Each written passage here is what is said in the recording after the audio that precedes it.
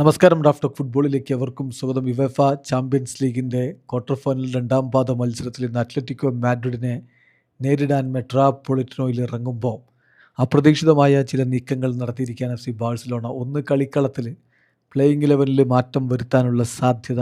മറ്റൊന്ന്, മെട്രോപൊളിറ്റനോയിലെ പിച്ചിലിട്ട് എതിരാളികളെ ബുദ്ധിമുട്ടിക്കുന്ന അത്ലറ്റിക്കോ മാഡ്രിഡിന് ഒരു സ്ഥിരം പരിപാടിയാണ്. ആ പിച്ചിൻ്റെ അവസ്ഥയെക്കുറിച്ച് പലരും പലപ്പോഴും എതിർപ്പുകൾ പ്രകടിപ്പിക്കാറുണ്ട്. പ്രീമിയർ ലീഗിൽ നിന്ന് വന്ന് കളിച്ചു പോയ ടോട്ടനാം ഹോട്ട്സ്പറൊക്കെ പിച്ചിനെ എടുത്ത് പറയുന്നുണ്ടായിരുന്നു, പ്രശ്നങ്ങളുണ്ട് എന്ന് പറയുന്നുണ്ടായിരുന്നു.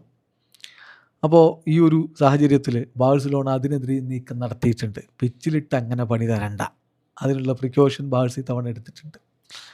നമ്മൾ വിശദമായിട്ട് മുണ്ടോ ഡിപ്പോർട്ടിവോയുടെയും മാർക്കിയുടെയും രണ്ട് സെപ്പറേറ്റ് റിപ്പോർട്ടുകളിലേക്ക് പോവുകയാണ്. മുണ്ടോ ഡിപ്പോർട്ടിവോ പറയുന്നു, ഹൻസി ഫ്ലിക്ക് ഇതാ കൂണ്ടയെ സെൻറ്റർ ബാക്കായിട്ട് പരീക്ഷിച്ചിരിക്കുന്നു. ഇന്നലെ ട്രെയിനിങ് സമയത്ത് അറൗഹോയെ റൈറ്റ് ബാക്കായിട്ടും ഉപയോഗിക്കാൻ പോകുന്നു. ഒരു പക്ഷേ അതേ രൂപത്തിൽ മത്സരത്തിന് ഇറങ്ങാൻ സാധ്യതയുണ്ട് എന്നാണ് ലഭ്യമാവുന്ന വിവരങ്ങൾ.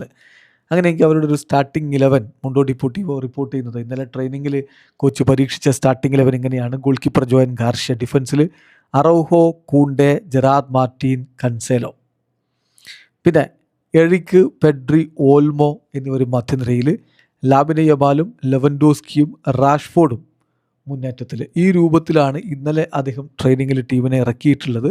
ഇന്ന് ഇനിയിപ്പോൾ ഗ്രൗണ്ടിൽ ഇറങ്ങുമ്പോൾ ഏത് തരത്തിലുള്ള മാറ്റമുണ്ടാകും എന്നുള്ളതാണ് കണ്ടറിയേണ്ടത്. ഇതിൽ ശ്രദ്ധിക്കേണ്ട ചില കാര്യങ്ങളുണ്ട്. ഓൾറെഡി സ്ക്വാഡ് പ്രഖ്യാപിച്ചിട്ടുണ്ട്. അതിൽ അവർ ബെർണാലിനെ ഉൾപ്പെടുത്തിയിരുന്നു. പക്ഷേ ബെർണാൽ ഇൻ ടൈം റിക്കവർ ആവാൻ സാധ്യതയില്ല, കളിക്കാൻ സാധ്യതയില്ല എന്ന തരത്തിൽ ഇപ്പോൾ സ്പാനിഷ് മാധ്യമങ്ങൾ റിപ്പോർട്ട് നൽകുന്നുണ്ട്. ഇന്നലെ സ്ക്വാഡ് പ്രഖ്യാപിക്കുമ്പോൾ തന്നെ മെഡിക്കൽ ക്ലിയറൻസ് കിട്ടിയാലേ ബെർണാൽ ഇറങ്ങൂ എന്ന് ബാഴ്സലോണ തന്നെ ഒഫീഷ്യലി അറിയിച്ചിട്ടുണ്ടായിരുന്നു.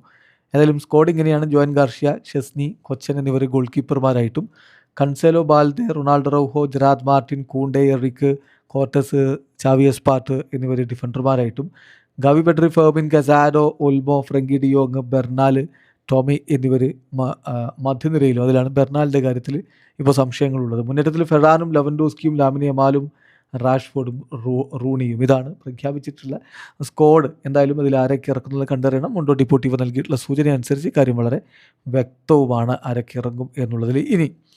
ഇനി ബാഴ്സലോണ ഒഫീഷ്യൽസിനോട് ഒരു റിക്വസ്റ്റ് വെച്ചിട്ടുണ്ട്. Audit the pitch at Metropolitano stadium. മെട്രോപൊളിറ്റനോയിലെ പിച്ച് ഒന്ന് പരിശോധിക്കണം. അത്ലറ്റിക്കോ മാഡ്രിഡ് പറയുന്നത് അവരെല്ലാ റിക്വയർമെൻറ്റ്സും ചെയ്തിട്ടുണ്ടെന്നാണ് അവരുടെ വാദം. പക്ഷേ ബാഴ്സലോണ പറയുന്നത് ഗ്രാസ് സാധാരണതയിൽ നിന്ന് വലിപ്പം കൂടുതലുണ്ട്, അതോടൊപ്പം ഡ്രൈ ആണ്.